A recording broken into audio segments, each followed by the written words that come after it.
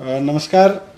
दिल्ली में और दिल्ली सहित पूरे देश में ओमिक्रॉन जो वायरस है, कोविड का वेरिएंट है, उसका ग्राफ लगातार बढ़ रहा है, उसके केसेस की संख्या लगातार बढ़ रही है। पर अच्छी बात यह है कि इंटरनेशनली जो ट्रेंड अभी तक देखने को मिले, उनसे हमने सबने बहुत कुछ सीखा देश में, और उससे ये भी समझ में आया कि ओमिक्रॉन कैसे बिहेव कर रहा है, उसका कैरेक्टर क्या है। तो इससे नुकसान ज़्यादा नहीं हो रहा, ये वही ट्रेंड शो कर रहा है जैसा ओमिक्रॉन ने दुनिया के और देशों में शो किया है। आज टोटल में देखें तो दिल्ली में इस समय करीब पिछले 8-10 दिन में जो केसेस आए हैं, पॉजिटिव केसेस टोटल इस समय दिल्ली में करीब 11,000 हैं। अब उन 11,000 में से हॉस्पिटल में देखें तो करीब 350 केसेस हैं। उनमें से भी ऑक्सीजन पे देखें तो केवल 124 केस हैं। अब वो 350 में एयरपोर्ट से आए हुए लोग भी हैं, उसमें किसी और वजह से हॉस्पिटल में गए हुए लोग भी हैं, लेकिन अगर ऑक्सीजन पे देखें तो 124 लोग हैं कुल मिला के, और वेंटिलेटर पे देखें तो 7 लोग हैं। तो एक्सपर्ट्स का ये मानना है कि ओमिक्रॉन का अभी तक का जो बिहेवियर है, अभी तक का जो जिन लोगों को ओमिक्रॉन का इन्फेक्शन हो रहा है, उनको बहुत माइल्ड सिम्टम्स हो रहे हैं या नहीं हो रहे हैं और जल्दी ठीक हो जा रहे हैं। लेकिन फिर भी अगर लोगों को कोविड हो रहा है तो खतरा तो है, इसलिए इससे बच के रहना भी ज़रूरी है। और बच के रहने का सबसे बढ़िया तरीका है कि हम पूरी तरह से सेफ्टी रखें, हमेशा मास्क लगाएं बाहर निकले तो, और जब भी भीड़ भाड़ में रहें तो मास्क लगा के रहें। होम आइसोलेशन इसका सबसे बढ़िया सॉल्यूशन है कि अगर किसी को कोविड हो जाता है और कोई सिम्टम नहीं है तो सारे एक्सपर्ट्स का ये मानना है कि होम आइसोलेशन ही रहना चाहिए।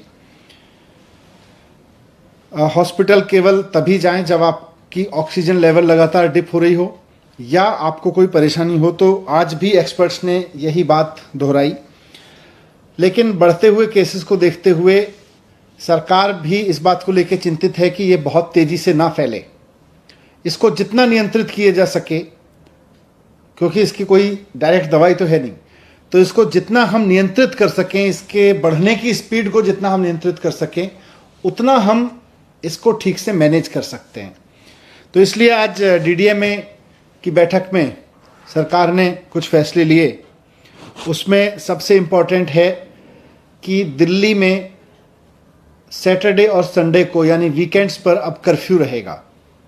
तो लोगों से अपील है कि कर्फ्यू के दौरान बाहर ना निकलें, बहुत ज़रूरी होने पर हॉस्पिटल या कोई बहुत एसेंशियल ज़रूरत पर ही बाहर निकलें, लेकिन सैटरडे संडे को कर्फ्यू का पालन करें, घर में रहें, वर्क फ्रॉम होम करें या परिवार के साथ बैठें।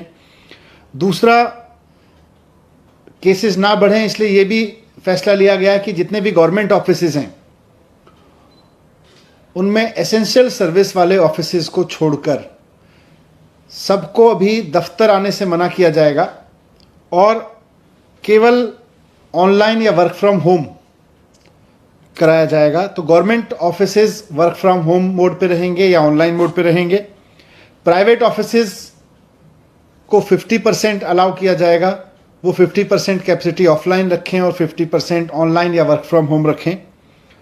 एक और समस्या अभी पिछले दिनों में आ रही थी कि जो हमारे बस स्टॉप्स हैं दिल्ली में, लोग क्योंकि किसी न किसी काम से बाहर निकल ही रहे हैं, तो जो बस अड्डे हैं, बस स्टॉप्स हैं, बस स्टैंड हैं छोटे छोटे, और जो मेट्रो के स्टेशंस हैं, वो सुपर स्प्रेडर बनने का खतरा आ रहा था, क्योंकि आधी संख्या कर दी गई थी मेट्रो में कैपेसिटी की, और साथ साथ बसेस में भी कैपेसिटी की वो आधी कर दी गई थी संख्या, और उसकी वजह से मेट्रो स्टेशंस पर बहुत लंबी लंबी लाइनें लग रही थी, बस स्टॉप्स पर बहुत लंबी लंबी लाइन लग रही थी, वहाँ भीड़ हो रही थी, कई जगह भीड़ अनियंत्रित भी हुई, और ऐसे में कोरोना ओमिक्रॉन जो है वो सुपर स्प्रेड हो सकता है वहाँ से। इसलिए इसको देखते हुए ये भी फैसला लिया गया कि बसें और मेट्रो पूरी कैपेसिटी पे चलेंगी, लेकिन एक भी व्यक्ति को बिना मास्क के अंदर अलाउ नहीं किया जाएगा।